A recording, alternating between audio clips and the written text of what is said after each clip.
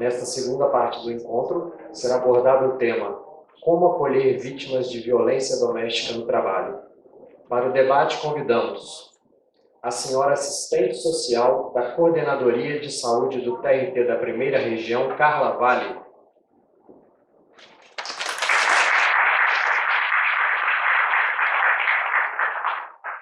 A senhora psicóloga da Coordenadoria de Saúde do TRT da Primeira Região, Paula Freitas.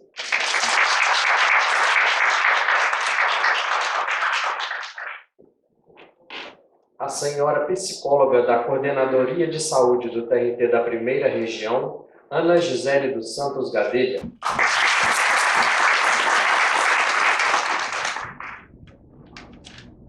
Então, dou as boas-vindas à assistente social da Coordenadoria de Saúde do TRT, Carla Vale, a psicóloga da Coordenadoria de Saúde, Paula Freitas, e Ana Gisele dos Santos Gadelha, psicóloga da Coordenadoria também de Saúde. Então, fiquem à vontade, a palavra está com as imagens.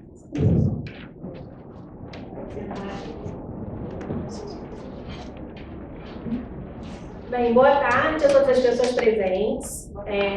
Eu sou uma mulher branca, de cabelos castanhos. Como estou tão branco, estou com um pouquinho de luzes, estou com uma calça preta, uma blusa verde, um sapato marrom, um batom vermelho, tenho olhos castanhos, 40 anos de idade. Bem, minha missão aqui é começar o debate de uma maneira um pouco mais abrangente, né? A grande pergunta que eu estou trazendo aqui é qual a relação da violência doméstica, né, com o mundo do trabalho. Porque cabe à instituição construir mecanismos expressos e diretos de enfrentamento à violência doméstica. Para tanto, acho que de antemão, eu tenho certeza que isso é um consenso, né? A gente quer saudar o trabalho da doutora Mônica Purria, né? Que sem dúvida está trazendo aí grandes inovações, bem como o trabalho do doutor Roque, na frente do Subcomitê de Enfrentamento à Violência no Trabalho, ao assédio moral, ao assédio sexual e a todas as formas de discriminação, que é onde se conectam as duas temáticas. A Organização Internacional do Trabalho, lá em 2019, lançou a Convenção 190, que, dentro dos seus princípios, estabelece o seguinte: para a gente enfrentar violência e assédio nas relações de trabalho, a gente precisa também ter um olhar para o que eles chamam de equidade de gênero. Veja, não tem como eu enfrentar desigualdade, preconceito e discriminação sem compreender, portanto, de que maneira essa dimensão de gênero ela é determinante para a configuração das nossas instituições. Vamos lá. Quando eu falo gênero, né, e por mais que isso tenha sido debatido aqui de forma direta ou indireta, eu estou falando daquilo que constitui a mulher ou o que é feminino culturalmente, socialmente, historicamente. Nós não somos só sexo biológico, né? Nós somos as funções sociais e os papéis que essa sociedade delimita para nós. Dentre esses papéis, a gente está debatendo aqui o trabalho do cuidado, ou seja, a dupla, a tripla, a quádrupla jornada de trabalho feminina, né? Não só no trabalho, mas junto ao cuidado da casa, de filhos, enfim. E bem como essa interação com o universo laboral.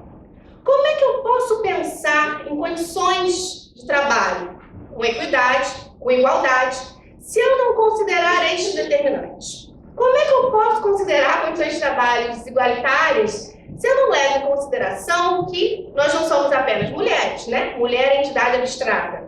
Nós somos mulheres, negras, brancas, umbandista, católica, pobre, rica, enfim. Tudo isso vai atravessar a forma como a gente vai vivenciar não só a questão de gênero, mas também a questão do mundo do trabalho. Nesse sentido, a OIT ela estabelece um debate em torno da igualdade e da não discriminação no emprego no trabalho, incluindo as mulheres trabalhadoras. E recomenda, né, que esse enfrentamento ao assédio abarque essa dimensão de gênero, considerando que essa é uma dimensão que acirra ainda mais os prejuízos, as desigualdades, enfim. Para tanto, a recomendação 206, e aí é onde a gente tem diretamente essa conexão, vai trazer os membros, né, os países membros, enfim, o Brasil ainda não é signatário, mas eu entendo que a força da convenção já se impõe pela forma como o próprio TST, como pelo próprio CSJP, ele vem trabalhando a temática do assédio e delimita as medidas adequadas para a gente mitigar os efeitos da violência doméstica no mundo do trabalho devem incluir licença para as vítimas de violência doméstica, acordos de trabalho flexíveis e proteção para as vítimas de violência doméstica, proteção temporária, né, contra a demissão quando tiver a ver com a questão da violência doméstica, a inclusão dessa temática como um risco psicossocial no trabalho e um sistema de referência, né, na interação com a rede pública, enfim, né, bem como sensibilização sobre o tema. É nesse ponto que o enfrentamento ao assédio moral, a violência no trabalho e a violência doméstica, eles vão dialogar.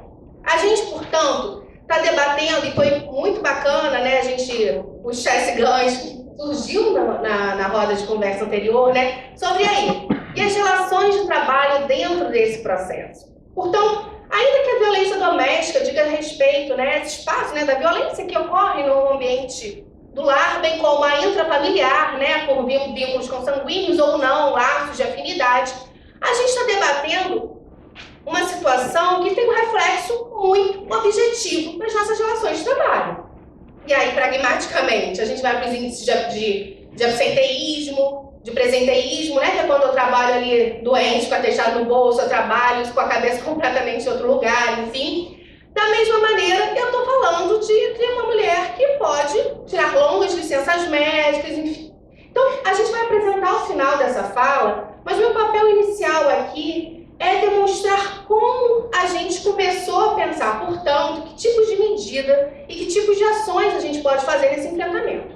Para tanto, em consonância com a roda anterior, bem como com a política de enfrentamento à violência no trabalho, a gente parte de alguns pilares. O protagonismo do alvo, a qualificação da denúncia por meio do acolhimento. E aqui é muito importante, né? A gente vem debatendo, por vezes, um acolhimento um pouco despolitizado, um acolhimento como se fosse só uma capacidade, vem cá, fala para mim, né? E o nosso acolhimento, na verdade, é de que maneira a minha escuta ativa é capaz de, diante da informação que você está me trazendo, te dar uma devolução e te ajudar a compreender o fenômeno que você está vivenciando. Então, protagonismo, por meio do acolhimento, né, a qualificação da denúncia e, dessa maneira, a gente combate a revitimização do alvo. Então, o que a gente espera de uma política, né, institucional que fale sobre enfrentamento à violência doméstica é justamente, primeiro, né, falar sobre o assunto. Sim, isso acontece e isso acontece aqui dentro. Talvez, e aí a gente já possa dar alguns dados, né, da forma como chega, ao menos, até hoje chegou a Coordenadoria de Saúde, a gente esteja aí diante mais de, com relação às servidoras em específico, casos de violência psicológica e violência patrimonial. E aí eu preciso pensar de que maneira a instituição vai lidar com isso. De que maneira a instituição vai lidar se o meu companheiro estiver dentro dessa instituição. De que forma o meu gestor vai trabalhar com o discurso, né, da necessidade de alcance de metas, produtividade, se a gente precisa compreender determinadas situações, né? Vamos lá. Eu vou dar um exemplo para vocês, que eu já dei em algumas outras situações.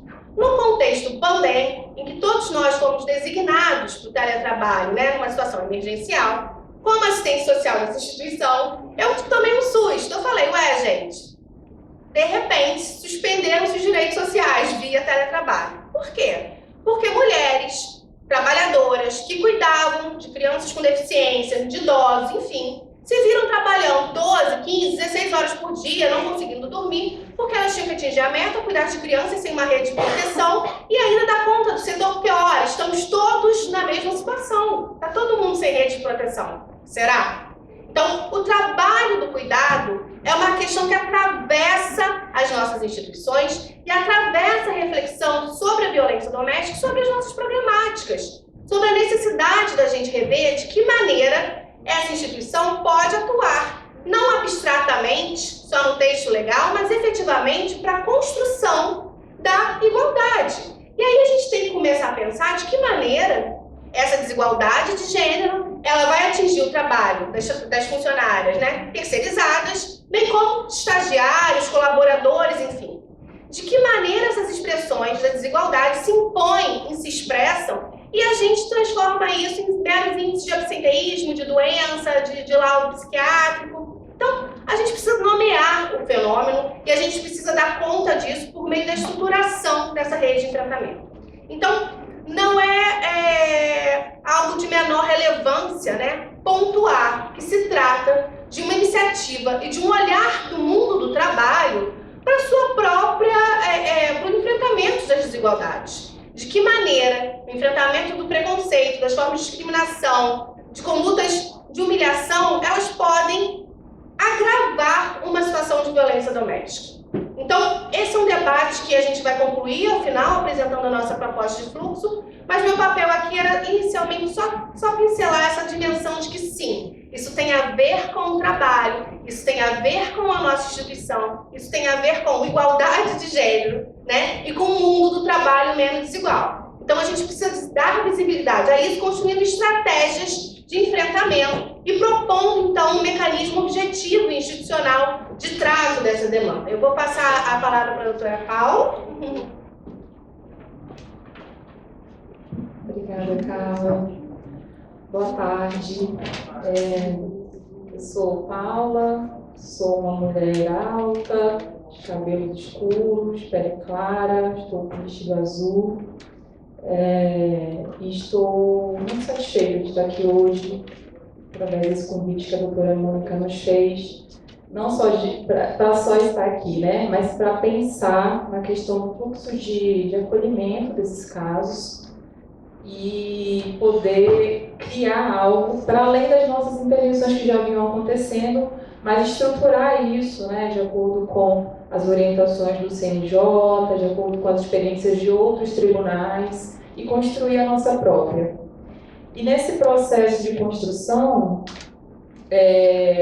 a gente tem alguns princípios norteadores, que são princípios também que estão na nossa forma de acolher casos de violência laboral, assédio, outras discriminações, e que pautam o nosso acolhimento, a nossa escuta e as nossas possibilidades de intervenção.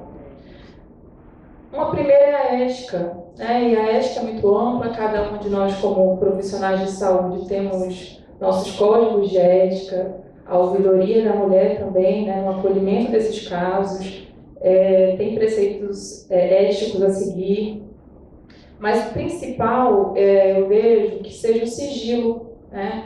É muito difícil que mulheres que passam por uma situação como essa não tenham alguma questão com a confiança, né?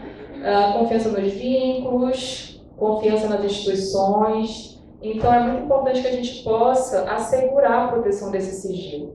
Na escuta, também nos passos seguintes desse fluxo.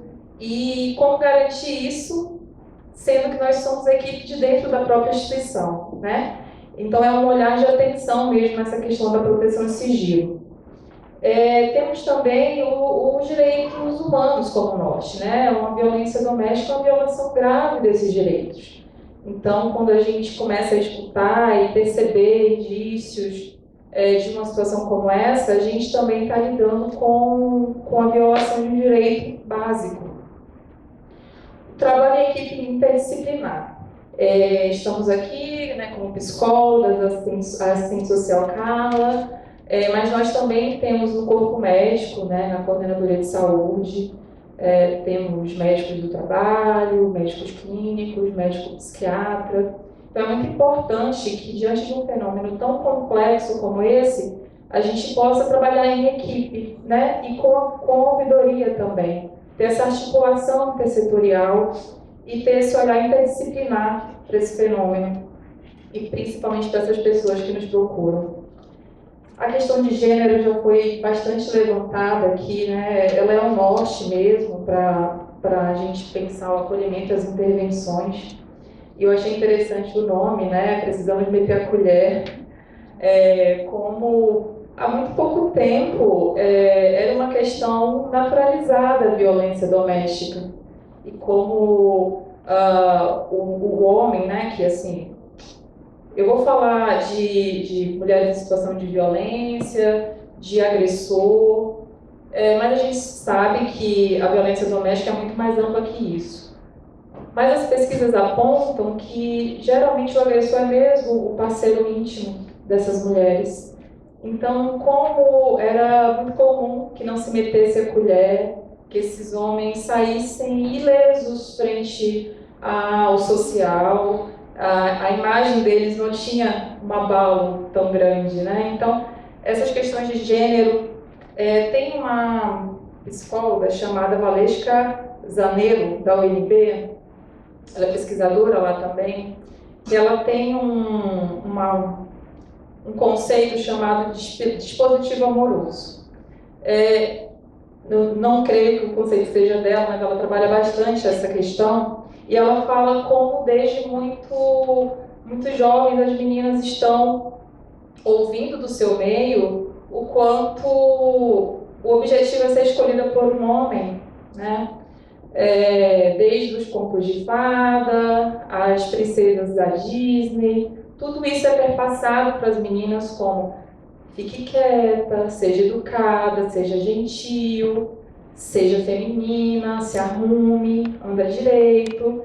E isso, quando se recebe num momento tão precoce do desenvolvimento, isso causa marca, isso é introjetado. Então nós somos mulheres dessa geração que recebeu tudo isso. Hoje as coisas estão caminhando, estão mudando um pouco mais, mas as mulheres que estão sofrendo violência doméstica hoje passaram por esse tipo de educação, né? Então, quanto está dentro de um relacionamento em que há uma violência doméstica, também tem relação com isso. E outros marcadores identitários, né? Orientação sexual, raça, etnia, classe social, profissão. Aqui nós vamos atender 3 universos, né? Eu falo a gente vai atender porque eu e Gisele chegamos recentes no tribunal, mas Carla já trabalha com essa questão da violência doméstica há um tempo aqui. Mas é o universo das mulheres magistradas, é o universo das servidoras e o universo das colaboradoras. São realidades diferentes e nós precisamos estar atentas a essas questões, né? O que diferencia, o que une, integrar esses marcadores identitários de cada mulher que nos procura. Evitar análise exclusivamente individual, né? Porque ainda que cada um tenha uma história pessoal, uma história familiar, geracional, esse fenômeno está acontecendo num momento histórico, sócio-histórico e cultural. Então, é preciso localizar esses relatos também para além da Maria, da Renata, da Josefa. Elas estão dentro de um contexto em que a gente precisa entender e estar alinhada com o que vem acontecendo ao nosso redor e essas modificações culturais também. O protagonismo das mulheres atendidas realmente tem casos muito graves que provocam, né, uma certa angústia de quem está recebendo, acolhendo, e talvez ali, por essa angústia, a gente queira tomar decisões pela pessoa, a gente queira já buscar medidas protetivas, enfim. Mas é muito importante até para o processo de recuperação da saúde dessa mulher, se ela tiver um processo de adoecimento, que ela possa se fortalecer primeiro, né? Que ela possa ter uma rede em que essas questões vão sendo tratadas, que a questão do medo, né? A recuperação das redes de apoio, porque muitas vezes essa mulher está isolada e esse isolamento é uma estratégia para que a violência continue ocorrendo, está isolada dos seus familiares, dos seus amigos. Então, ter primeiro um processo de fortalecimento dessa mulher para que aí sim ela possa fazer escolhas por si mesma, né? E aí a gente guarda um pouco a angústia, respira um pouco e vai pensando, inclusive nessa questão do trabalho em equipe interdisciplinar, é muito importante porque a gente pode discutir os casos depois, né? Não fica só com a Gisele, com a Paula, com a Carla, ou com a doutora Mônica, a gente pode se reunir, a gente pode pensar em estratégias e ver ali os pontos cegos, né, que possam estar presentes e que a gente vai precisar ampliar a visão para acolher da melhor forma possível essa mulher. E esse acompanhamento não tem como pré-requisito que a pessoa queira fazer a denúncia, que queira registrar um boletim. esse acolhimento está disponível, né, na Coordenadoria de Saúde, na Ouvidoria da Mulher, e não precisa que você já esteja decidida a denunciar, né? É um primeiro momento, é um momento de orientação também, é um momento de conseguir se situar na situação e, em seguida, se for necessário, se a mulher tiver condições, se faz a denúncia. E, bom, dentro desse acolhimento, a gente também está tentando traçar um formulário para avaliação de risco, né, para situações que podem estar mais graves, que a gente precisa ter uma atenção maior. E aí tem algumas características, alguns fatores de risco que apontam para uma violência grave ou mesmo letal. Eu vou falar alguns deles aqui. Primeiro são fatores relacionados ao agressor. Quando o agressor tem algum indicativo de transtorno mental grave, como psicose, como sintomas maníacos, algum transtorno mental de personalidade que tem a ver com impulsividade, falta de controle de raiva. Isso é um indicativo de risco que a gente precisa estar atento. Se esse agressor tem arma de fogo, se o agressor está num momento de instabilidade profissional ou mesmo desempregado, se ele faz abuso de álcool ou outras drogas, se ele tem comportamento controlador, perseguidor, ciumento ou obsessivo. Outros fatores de risco que devem ser levados em consideração: o aumento da frequência ou intensidade das violências, né? Se isso está aumentando de forma rápida, gradativa.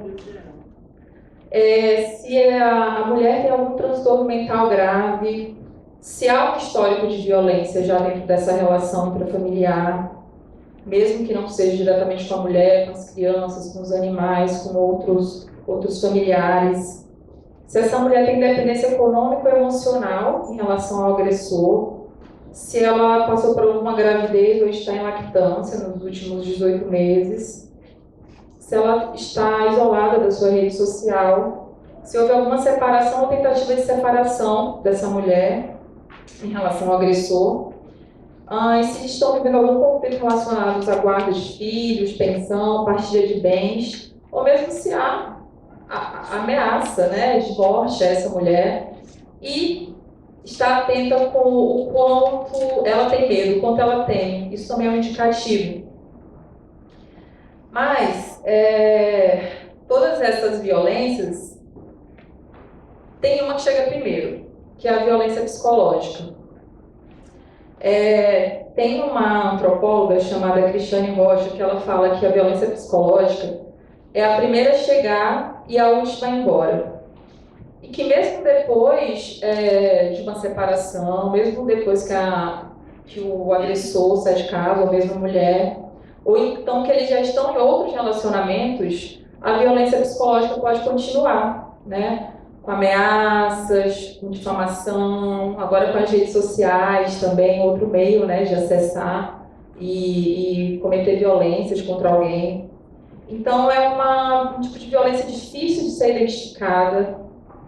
Ela está aí, difícil de ser identificada mesmo para a mulher que está passando por ela. Não só quando ela vai denunciar, quando ela vai denunciar ela já está se dando conta de algo. Mas para a própria mulher é difícil que ela possa se perceber numa situação como essa. E aí uma violência psicológica, ela tem o potencial de prejudicar a autoestima, a identidade e o desenvolvimento da pessoa. Ela é recorrente, né? Ela tem uma duração aí no tempo, porque conflitos entre casais, nas relações, são comuns. Mas quando essa violência ela é persistente, há algo de atenção que a gente precisa ter. E tem como função constranger, provocar sentimento de inadequação, deixar a pessoa insegura, dominar ali a sua subjetividade, o seu tempo, os seus interesses. E tem alguns modos, né, dessa violência acontecer. Com as ameaças, chantagens, e a gente vai pensar na questão das mulheres que trabalham aqui no TRT e das que ocupam cargos de poder, né? O quanto esses agressores podem usar disso, ameaçar, chantagear, dispor, de ridicularizar mulheres que vivem ali numa posição de autoridade. Eu acho que a Gisele vai trazer isso um pouco mais sobre uma pesquisa feita com magistrados e servidores. Causa uma forma também de violência psicológica, a humilhação, críticas à aparência, ao desempenho sexual e a forma de isolar também a mulher em situações de violência. Hoje, além da forma de isolamento que talvez a gente esteja mais acostumado, então separa parte da família, não deixa ver os amigos. Hoje também tem o isolamento através das redes sociais, então ter a senha, saber com quem a pessoa conversa, esse controle também, né? Impedindo que se tenha, por exemplo, trocar uma mensagem com uma amiga sobre a situação que está passando. Se o agressor tem controle ao celular, né, tem acesso à senha, essa é uma comunicação difícil. O que me fez pensar também nas mulheres em teletrabalho integral, porque aqui no tribunal as mulheres podem chegar, pedir licença do trabalho na coordenadoria e na ouvidoria, mas e as mulheres que estão em teletrabalho integral, né? Será que esse agressor tem acesso aos e-mails, ao computador, aos dispositivos eletrônicos dessa mulher? Impedir até que use o próprio dinheiro, também é uma forma de violência psicológica. E esse é um tipo de violência que tem o mesmo potencial de dano que a violência física. E pode ter sequelas de longo prazo, né? Como eu disse, mesmo depois que se sai do relacionamento, ainda podem perdurar os efeitos dessa violência. Bom, eu vou concluir aqui bem rápido, falando um pouco sobre a questão dos danos à saúde de mulheres que passam por uma violência desse tipo, né? Quanto mais severa a violência, quanto mais longa a duração, mais grave pode ser o processo de adoecimento e o prognóstico. A violência sexual é apontada como a que mais tem potencial de causar danos à saúde da mulher. E aí alguns sintomas físicos podem aparecer, né? Hematomas, ossos quebrados, lesões crônicas, as ISTs, ou sintomas não tão claros de violência, como dores de cabeça, pressão arterial alterada, diminuição ou aumento do peso. E na saúde mental, a ansiedade e a depressão são os transtornos mais comuns, e aí para outros tipos de violência também, né? Mas tem o estresse pós-traumático, a fobia, a insônia, e aí a gente pensa na insônia como um transtorno, um sintoma de transtorno mental, mas o que essa mulher passa, né, ao ir dormir? Uma das nossas palestrantes falou que o aumento, a ocorrência de violência doméstica é maior quando as pessoas estão voltando do trabalho à noite, né? Então, se a mulher vai dormir, não sabe se vai ser estuprada enquanto dorme, ou se vai acordar com um soco, um pontapé, como não tem insônia? Como conseguir dormir tranquilamente? E aí, em relação ao transtorno mental, é importante a gente ter cuidado para, se essa mulher já tiver um transtorno mental anterior à violência, ou se ela chega com sintomas muito, muito agudos, não desqualificar o relato dela, porque ela tem um transtorno mental, né? Uma coisa não apaga a outra, não deveria apagar para equipes que vão fazer esse tipo de acolhimento. As duas coisas podem caminhar juntas, se relacionam, e mulheres com transtornos mentais graves, inclusive, apresentam mais vulnerabilidade a passar por uma situação de violência. Então, não separar, né? Isso aqui é da saúde, é um transtorno mental, ou não, isso aqui vai para a delegacia porque é uma violência doméstica. As duas coisas se relacionam bastante. Mas, para além de transtornos mentais, alguns estados emocionais importantes assim, que a violência psicológica é capaz de causar. Tristeza, insegurança, vergonha. Achei muito importante as palestrantes tão fortes, né, tão combativas, alertarem que elas também podem passar por uma situação como essa. Nós também podemos passar por uma situação como essa. Então, a vergonha é como que venha junto com esse tipo de violência, né? Se dar conta que está passando por isso, assumir, falar com outra pessoa e falar com outra pessoa dentro da instituição. E é por isso que a gente está fazendo esse trabalho aqui também, de mostrar a nossa cara, de mostrar a partir de que diretrizes a gente faz esse trabalho, para que a gente possa ir construindo essa possibilidade de confiança. Medo de perseguição, alterações no humor, e a negação, racionalização e até a dissociação, né? Então, a pessoa que passa por uma situação de violência nas primeiras vezes, pode paralisar, pode não cair a ficha que aquilo está acontecendo com ela. Ou pode começar a racionalizar. Não, mas é porque está estressado, teve problema no trabalho, não foi tão grave assim, só que isso vai aumentando, né, gradativamente. E, como falou uma colega, tem um impacto na capacidade laboral, pode ter esse impacto, né? Não é determinante assim, mas pode ter, e é importante que nós tenhamos esse olhar. Que condições essa mulher está tendo de exercer plenamente o seu trabalho, as suas atribuições, né? Que tipo de realidade essa mulher está vivendo em casa e como é que ela chega aqui no tribunal. Então, esse olhar, essa visão, trazer para o mundo do trabalho também é algo de meter a colher. É importante que a gente possa pensar sobre essas questões e considerá-las no momento em que a gente está acolhendo, mas também como colegas, como gestores. E agora eu vou passar para a Gisele.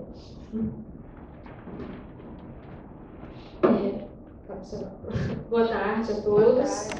Eu vou, dado o avançado da hora, tentar fazer uma forma um pouco mais resumida, mas uma das motivações, né, assim, da gente estar tendo todo esse debate aqui hoje, né, das criações das ouvidorias da mulher, enfim, é uma recomendação que existe, né, até o Lustosa nos abordou um pouco antes ali no coffee break, né, perguntando o que estava tendo relacionado à recomendação 102 de 2021 do CNJ, né, que estabeleceu, que é um nome longo, então eu vou ler, que é o Protocolo Integrado de Prevenção, Medidas de Segurança voltado ao enfrentamento à violência doméstica praticada em face de magistradas e servidoras. E aqui na nossa realidade a gente acrescenta, né, também as terceirizadas, estagiárias, enfim, todo o público que venha tanto a colaborar, né, com sua força de trabalho ou as partes, enfim, advogados que venham a transitar aqui no ambiente do tribunal, né. Essa foi uma recomendação que foi muito disparada por conta, né, do caso de feminicídio contra a juíza, né, Viviane Amaral, que eu imagino que muitas pessoas tenham conhecimento, até porque foi uma magistrada do TJ aqui do Rio, né, que infelizmente veio a ser assassinada pelo seu ex-companheiro, na véspera de Natal, enfim, na presença das 3 filhas, né, foi um crime bem bárbaro. Então, o CNJ vem propor, né, essa questão dessa criação desse protocolo, e muito coordenado, né, com o trabalho que a gente já desenvolve lá na Coordenadoria de Saúde. A gente tem pensado, junto com a ouvidora, né, a doutora Mônica, com também as servidoras que estão trabalhando lá na Ouvidoria da Mulher, né, que eu faço menção a elas, a Juliana e a Márcia, né. A gente tem pensado aí em como refinar, né, as formas de acolhimento às nossas trabalhadoras. Após a criação desse protocolo, né, de pensar, porque, poxa, essas mulheres, elas sofrem da violência doméstica, mas boa parte do seu cotidiano elas estão aqui, né, no ambiente de trabalho.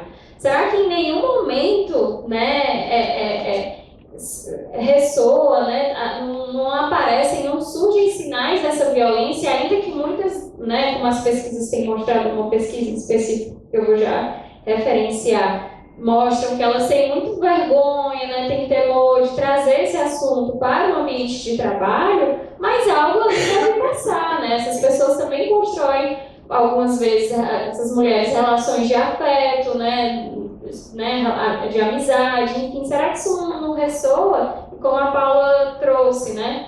É nosso papel, enquanto servidoras, né, profissionais de saúde desse tribunal, mas também é o papel da sociedade como um todo, né, combater a violência doméstica. Então, sejam os colegas de trabalho, os gestores, estarem também atentos a essas formas, né, de violência contra a mulher.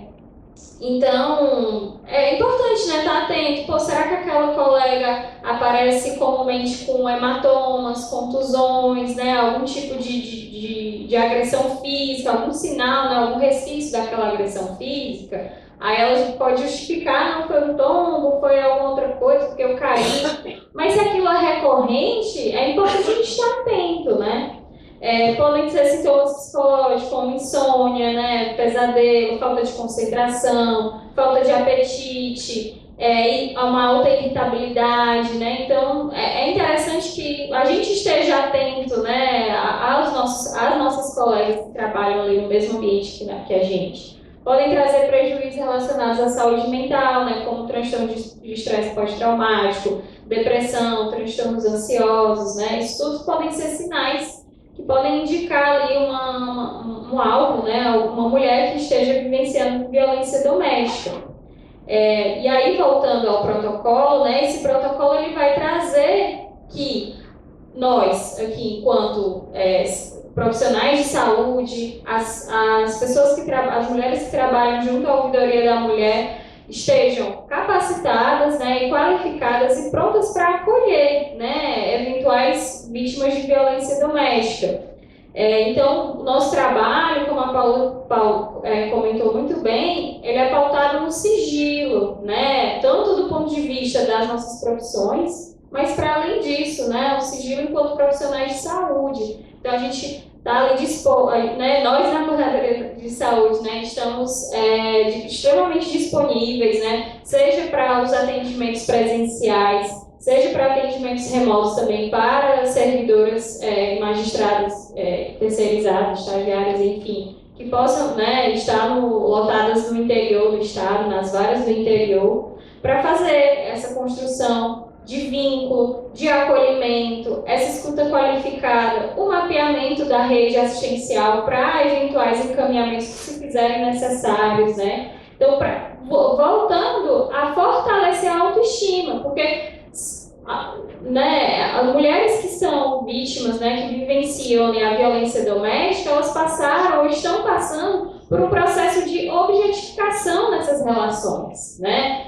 Uma vez que a nossa sociedade ela é estruturada ali, o que está por trás, né, do ponto de vista sociológico da constituição da violência doméstica? É uma sociedade pautada no patriarcado, né, na misoginia, enfim, e que resulta nessa objetificação e nessa desumanização. Então, o nosso papel primordial é ofertar um acolhimento seguro, digno, respeitoso, né, sem adotar uma postura paternalista, né, maternalista com aquela mulher que chega até o nosso atendimento, né, no sentido de que ela possa ser protagonista. Não é a gente que vai definir, olha só, você vai denunciar, você tem que sair de casa, você vai fazer isso, X, Y, Z. Não, a gente vai apresentar, né, como bem trouxe a defensora do NUDEM, né, na roda de conversa anterior, né, apresentar para ela as possibilidades, né, para que ela possa assumir esse protagonismo e escolher, né, no tempo dela, respeitar os silêncios, né, fazer uma escuta paciente, atenta e contínua, né? Entender que não é no único acolhimento, no único atendimento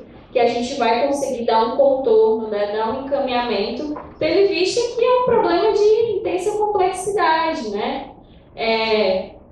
E outra questão também é entender também o nosso papel enquanto um acolhimento aliado, né, a essa rede de atendimento que já existe, né, que está em intensa construção e refinamento, né, e aí aproveito para parabenizar, porque a mesa anterior trouxe bem isso, né, a defensoria, a delegada, né, a major, entendendo que existe aí toda uma rede assistencial que deve, né, ser acionada nesses casos. Então, a gente ser essa ponte, né, de comunicação com essa rede de atendimento que já existe.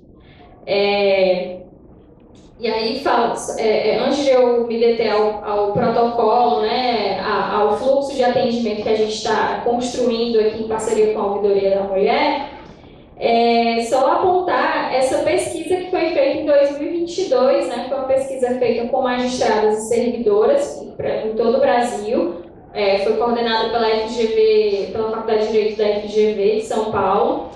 E essa pesquisa apontou que 40% de magistradas e servidoras já haviam sofrido algum tipo de violência doméstica, né?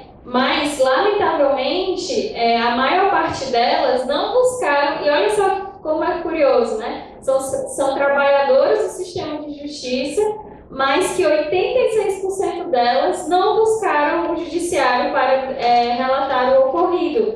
Pessoas que sabem como é que funciona, né, em tese, né, quais são os meios de denunciar, mas, contudo, não fazem a denúncia. Apenas 14%, né, dessa pesquisa relataram buscar realizar a denúncia, ou relatar o ocorrido, e desses 14%, 76% eram servidoras e apenas 23% eram magistradas, né? Então, a pesquisa também levanta ali, né, o porquê. Por que desse receio, né, ou porquê dessa não realização, né, não buscar os meios de fazer essas denúncias. Né? E aí vem o receio de exposição, né, como bem trouxe tanto a Carla como a Paula, o medo de que a sua relação de trabalho fique estigmatizada por aquela violência doméstica, o medo de retaliação, a vergonha social, uma culpa que, infelizmente, né, muitas das mulheres que vivenciam situação de violência doméstica acabam se culpabilizando, até mesmo por uma imaginário social, né, que existe, não, se apanhou foi porque mereceu, né, e tantos outros imaginários, mitos, né, que existem em torno dessa temática. E dentro dessa pesquisa, né, a violência mais comumente identificada foi a violência psicológica, seguida da violência moral, da violência patrimonial e da violência física. E outra questão também que a pesquisa trouxe é que a resistência, né, em fazer a denúncia, no caso das magistradas e das servidoras, foi o fato de que elas não achavam que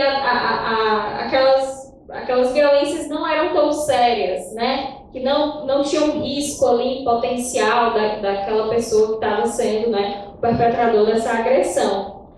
E que aí que vem, no caso, por exemplo, da juíza, né, Viviane Amaral, ela já tinha confidenciado para algumas amigas que estavam vivenciando aquela situação. Ela tinha chegado a fazer algum tipo de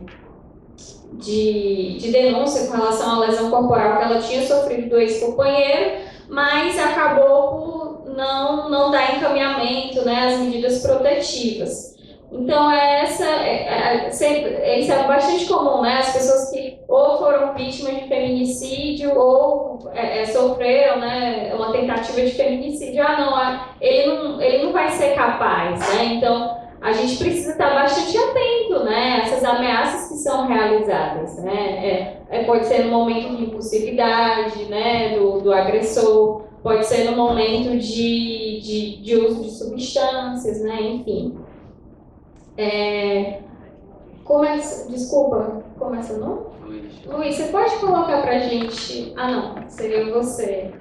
Por favor, só a proposta de fluxo, né, que a gente está desenvolvendo aqui no âmbito do TRT, para o atendimento, né, dos casos de violência doméstica. Então, aqui era apenas um esboço, ficou bastante pequeno na projeção, mas... você vai dar o zoom, perfeito. Então, a ideia, né, é que né, a gente só frisar que esse fluxo está em construção, né, a gente está refinando, pensando aqui, principalmente não só em como acolher, mas principalmente nas medidas institucionais que a gente pode adotar quando a gente acolher, né, identificar uma mulher em situação de violência doméstica. Justamente por entender que tem sim reflexos, né, no ambiente laboral, na sua capacidade de trabalho, e como que a gente pode estar implementando medidas institucionais que possam defender, né, e amparar essas mulheres. Não se fosse possível aumentar ou apagar a luz, porque eu não estava vendo a luz. Tá. Alguém pode apagar a luz? Não sei se aumentar. Ninguém enxerga nada. Não, tá. Melhor aumentar. Bom, a gente, quando... Quer falar, Carla? Eu vou ler para vocês, então, vai ficar tranquilo. O primeiro acolhimento, né, ele tanto vai poder ser pela Coordenadoria de Saúde, quanto pela Ouvidoria da Mulher, né, Na CESAG somos nós, né, equipe multidisciplinar existente lá na coordenadoria. Obrigada, deu zoom. E nesse acolhimento, né, que pode ser nesses 2 locais, a gente vai proceder com a avaliação de risco e a autorização das mulheres para o acompanhamento intersetorial. Porque pode ser que ocasionalmente... Oi? Pode ser que ocasionalmente aquela servidora, magistrada, terceirizada sinta-se mais à vontade, ou porque ela trabalha aqui na sede, ou porque ela trabalha na Lourdes Freire, enfim, né? Para ela o acesso é mais fácil à ouvidoria da mulher, ou para ela é mais fácil o acesso à coordenadoria de saúde, né? Então, ela é atendida na CESAD ou na ouvidoria da mulher. Com o consentimento dela, né, a gente vai ser questionado, olha só, você autoriza, né, se é uma mulher atendida na coordenadoria de saúde, você autoriza que a sua situação seja compartilhada com a ouvidoria da mulher? Da mesma forma, a ouvidoria da mulher, né, você autoriza que essa situação seja compartilhada com a coordenadoria de saúde, né, enfim. E aí ambos os locais vão realizar essa avaliação de risco. Aí a questão do estudo de caso, né, e definição de profissional de referência seriam nos casos, né, em que tem a atuação mais direta da coordenadoria de saúde, né, a gente vai ver a ouvidoria da mulher vai verificar, né, nesse primeiro atendimento e também a coordenadoria de saúde se já existem, né, algum procedimento já adotado, já foi feita alguma notificação, algum boletim de ocorrência, já existe alguma medida protetiva, né, para a gente entender o quanto que a rede de atendimento, né, a rede de proteção ali, a mulher já foi acionada, né, já está envolvida. Se alguém puder descer aqui, por favor. Nesse primeiro quadrinho aqui, por gentileza. Obrigada. E aí, a cor sobre outros encaminhamentos institucionais, né? Por parte da coordenadoria de saúde, acionar a família, os amigos, essa rede de proteção social, né? O suporte sociofamiliar é extremamente necessário, importante a gente ter um mapeamento, né? Nesse acompanhamento, o registro institucional de sinais físicos de violência e outros aspectos, né, emergenciais clínicos, né, existe um risco de vida, tem indícios de uma violência psicológica, porque ainda que aquela mulher não queira proceder com a denúncia naquele momento, né, aquilo vai ficar registrado em prontuário, então pode auxiliar no eventual processo judicial, né, como prova, né, nessa parte de comprovação. Vai dar as orientações gerais. Será que cabe àquela mulher a concessão de uma licença médica, né? Naquele momento, tendo visto que ela pode estar num momento de maior fragilidade, né? Enfim. Você quer falar mais? Cuidado. Será que aquela mulher precisa de um acompanhamento psicológico? Ela já faz? Será que é interessante entrar em contato com esse profissional que já acompanha ela fora do tribunal, ou ela não está, né? Será que cabe a gente começar um acompanhamento àquela mulher, ou encaminhar ela para um profissional externo? Será que ela precisa de flexibilização de carga horária, tendo em vista essa violência, a situação que ela está vivenciando no ambiente, né, doméstico? Será que ela precisa de algum tipo de adaptação? Será que ela precisa de um teletrabalho integral? Ou mesmo o contrário, né? Será que aquele teletrabalho está deixando ela em maior situação de violência doméstica, né? Enfim, será que ela precisa mudar de lotação para se proteger? Alguém está no interior poxa, aquela pessoa é uma cidade menor, é uma pessoa influente na cidade, ela vai precisar reorganizar toda a vida dela, né? Não tem condição dela permanecer, enfim. São alguns dispositivos institucionais, né, que a gente está pensando em propor. Acho que é importante pontuar que toda essa caixinha aí são de medidas imediatas e que tem uma conotação essencialmente protetiva e de acolhimento. Veja, o foco aqui, efetivamente, não é o foco da produtividade, ainda que, como consequência secundária, a gente possa pensar que sim, isso mais à frente vai evitar licença médica, vai garantir um melhor adesão institucional, mas nesse momento ali, o que a gente está debatendo? A proteção efetiva dessa mulher. O trabalho e o TRT como um órgão representante do poder público e como integrante dessa força de proteção. Então, a gente pensou quais são as medidas e estratégias já existentes na instituição e que outras possibilidades a gente pode estabelecer, né? É importante remarcar que, quando a gente pensa nessa política, né, capitaneada pela doutora Mônica Butler, a gente está pensando numa política que é essencialmente antidiscriminação e antimachista. O que significa isso? Entender que a naturalização do machismo pode fazer com que um gestor não capacitado olhe isso, mas não é nada, né? Isso aí não tem nada demais, né? Ou, apesar disso, não tem nada a ver com isso, né? O problema é da sua casa. Então, de que maneira os profissionais da instituição podem ser esses agentes de dialogar sobre isso? De que maneira a gente pode, acolhendo uma funcionária terceirizada, criar caminhos e canais de diálogo com a instituição contratante, né? Quais são as pontes necessárias que podem ser utilizadas? Então, esse é o ponto, né? As medidas são pensadas ali para que a gente use o que já existe na instituição de uma maneira que permita que esse alvo da violência possa ser cuidado, né? Nesse momento que eu estou sofrendo violência, eu preciso ser afastada desse processo de violência. E de que maneira um representante do poder público, que é essa instituição, pode atuar, né? Então, isso seria, nesse momento, será que ela precisa de um plano de trabalho flexibilizado nesse momento? Será que eu posso ser essa ponte e dizer, olha, não tem como ela atingir 100% da meta agora, não? E por mais que pareça muito, mas está falando disso sim, né? Porque essa é a realidade, né? Essa é a dinâmica. Talvez a gente precise construir canais que denotem, olha, como é que eu faço com essa trabalhadora ser compreendida na sua integralidade, né? Porque esse machismo ele vai se expressar, seja pela exploração sexual, pela violência doméstica e pelas formas de discriminação no mercado de trabalho, que aí é a discriminação de gênero, o assédio sexual, enfim, são expressões desse processo que são minimamente tensionadas e a gente pode usar aquele quadrante ali como estratégia.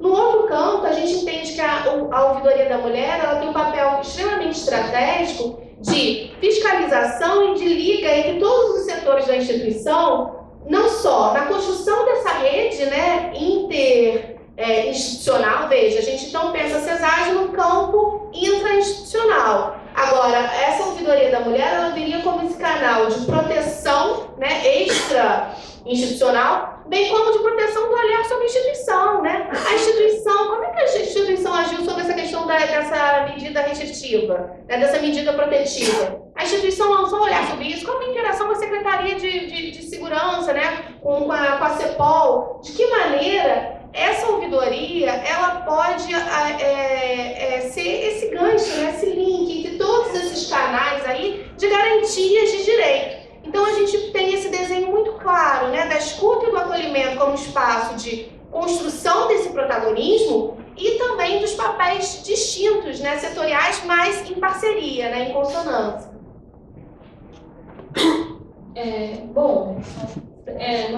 Para não dar mais trabalho.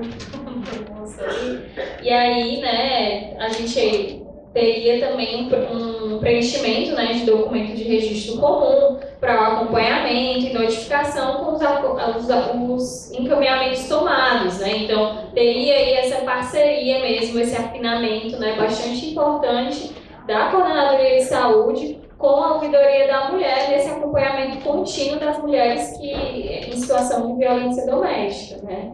Então, a estrutura básica do programa, né, ela passaria por isso, então, pelo protagonismo do alvo para combater a vitimização, tendo em mente que o alvo tem que atualizar todos os encaminhamentos e procedimentos, nada é feito sem anuência da vítima. As diretrizes passariam, né, por essa dimensão da consideração das dimensões sobrepostas, né, étnico-racial, de classe, gênero e demais formas, como a identidade e orientação sexual, né. A Lei Maria da Penha, ela acolhe casos, né, de pessoas não heteronormativas, né, enfim, transexuais, enfim, foi dado um exemplo muito interessante hoje, né.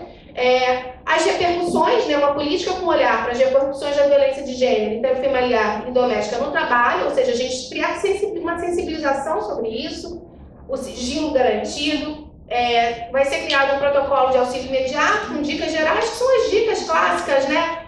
Uma palavra de segurança, quem é a sua rede de apoio, aqui no tribunal a gente já tem lá quem é seu contato de emergência, né? A quem acionar, com quem a gente procura, né?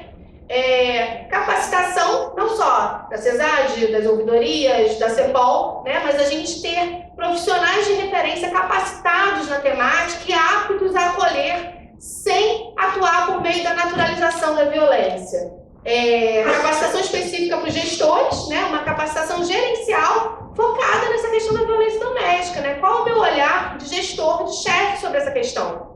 Isso não é uma questão secundária, né? Um bom gestor, ele, hoje em dia, mais do que nunca, ele tem que caminhar para o que a gente chama de gestão da diversidade, que é olhar justamente para essas distinções, né? De que maneira o meu local de trabalho é forjado por mulheres, idosos, pessoas negras, pessoas brancas, enfim, eu tenho que saber caminhar por isso para evitar as formas de discriminação, sejam diretas ou indiretas, né? A sensibilização institucional periódica por meio de campanhas, um contato que viabilize a escolha de entendimento, conforme a proposta da doutora Mônica, né? A vítima vai escolher onde ser acolhida e ouvida, justamente para ela não se sentir exposta.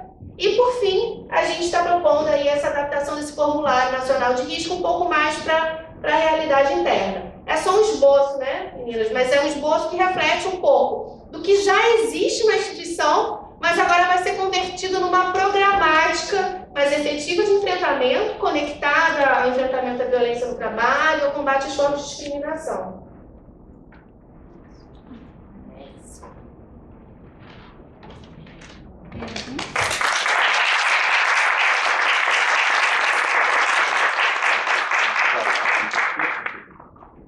Encerrada a roda de conversa, abrimos o espaço para perguntas.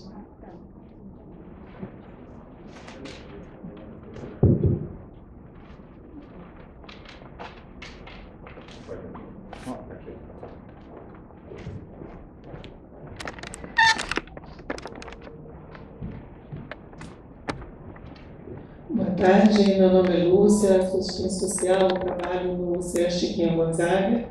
Quero parabenizar aqui a todos por essa roda de conversa e colocar o nosso serviço à disposição, no sentido de capacitação, de troca, de experiência. A gente atende diariamente a mulheres em situação de violência, fazendo avaliação de risco.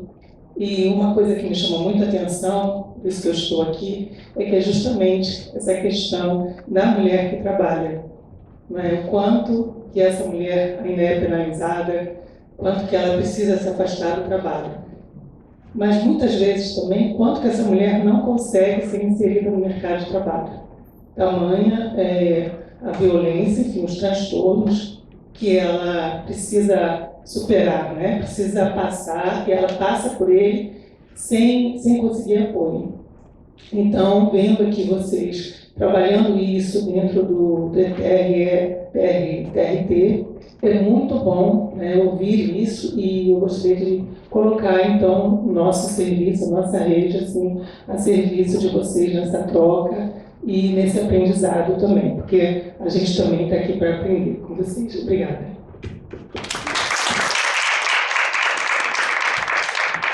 A gente só agradece, e com certeza queremos a capacitação. Agora um pouquinho para a gente trocar o contato. Meu nome é Deise, eu faço parte do corpo feminino da Justiça, da Polícia da Justiça do Trabalho, e a minha pergunta e a minha dúvida é com relação a nossa... Antigamente o ditado era: em briga de marido e mulher não se mete a colher. Agora nós estamos trabalhando em briga em meter a colher nesta situação. Mas eu quero deixar como experiência própria que o grupo que nós acreditamos é a nossa família. E essa é a primeira a não nos ajudar. Ninguém quer meter a colher. E provavelmente fica mais difícil nos abrirmos para outras instituições. Então, o que deveríamos fazer para que as mulheres se soltassem e começassem a divulgar essa violência absurda que ela vem sofrendo. Muito obrigada.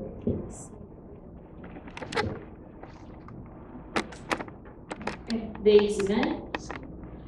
Deise, a questão do, né, o fenômeno do segredo, né, assim, que acaba atravessando essa questão que você traz, né, a pessoa finalmente rompe, né, aquele silêncio e consegue se confidenciar, seja com a mãe, irmão, tio, enfim, né, alguém da família, e ela é, na realidade, desqualificada, culpabilizada, né, tem ali uma revitimização ao se abrir, né, para algum familiar. Lamentavelmente isso acontece justamente porque, né, a violência doméstica durante muito tempo e para muitas pessoas ainda é algo cotidiano, banalizado, né, naturalizado, enfim.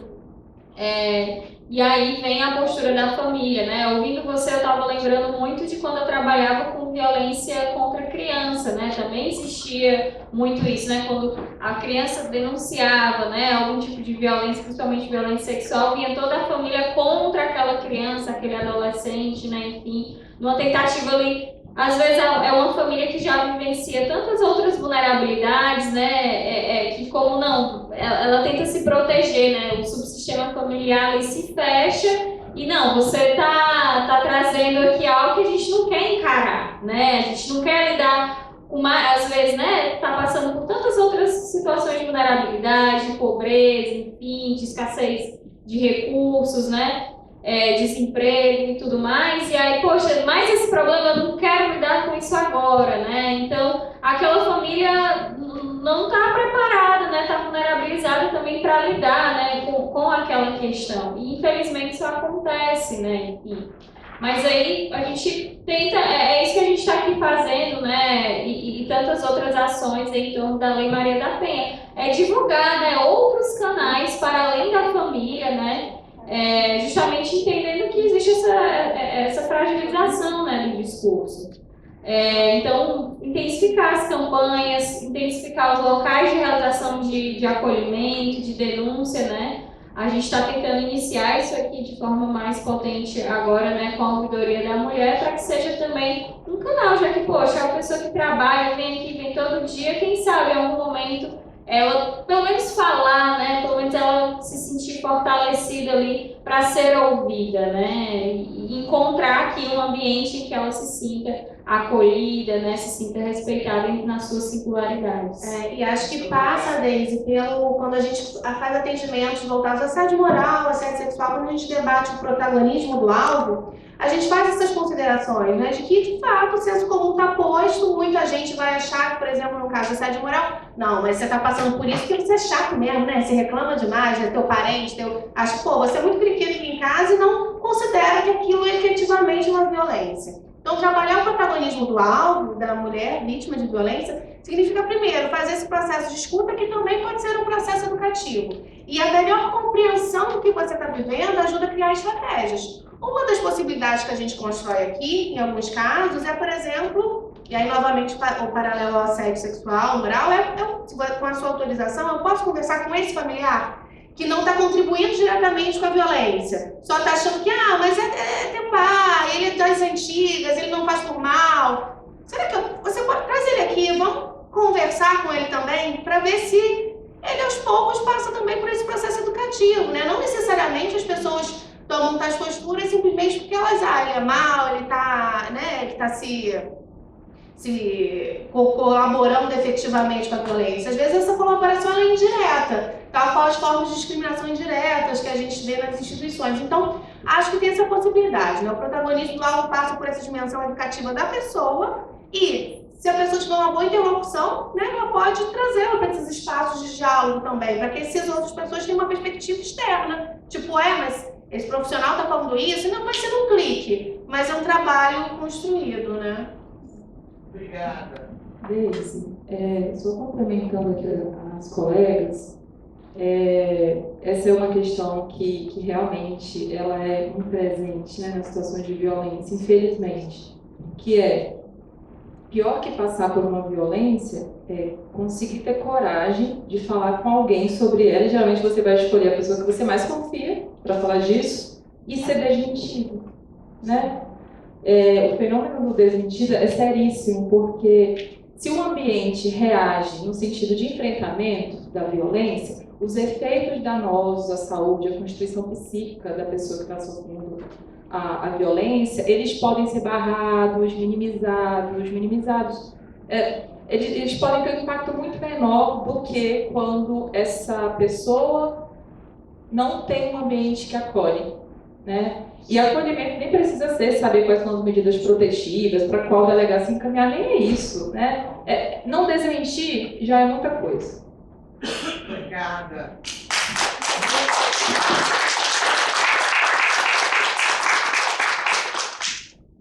Encerradas as perguntas, a desembargadora do Trabalho, Mônica Batista Vieira Puglia, irá prestar uma homenagem aos debatedores.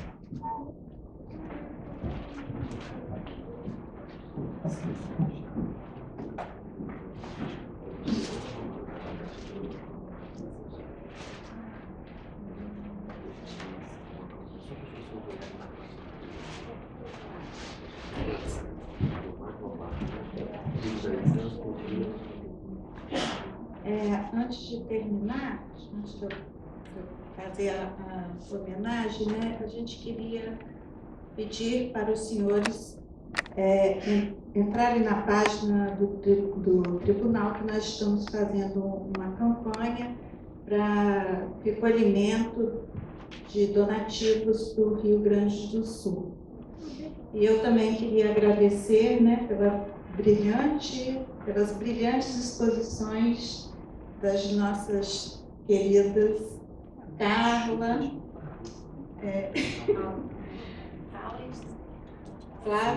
Paula e Gisele.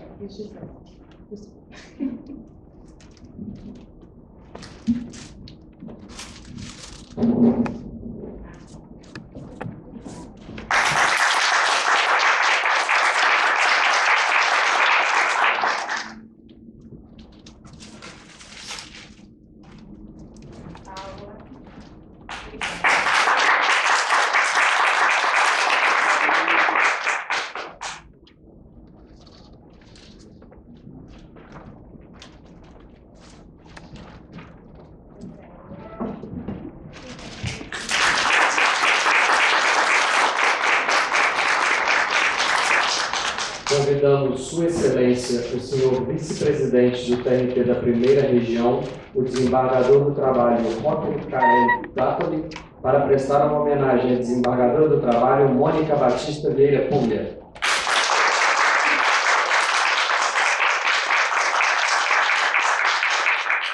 Com a devida autorização, está encerrada esta solenidade. Tenham todos uma boa tarde.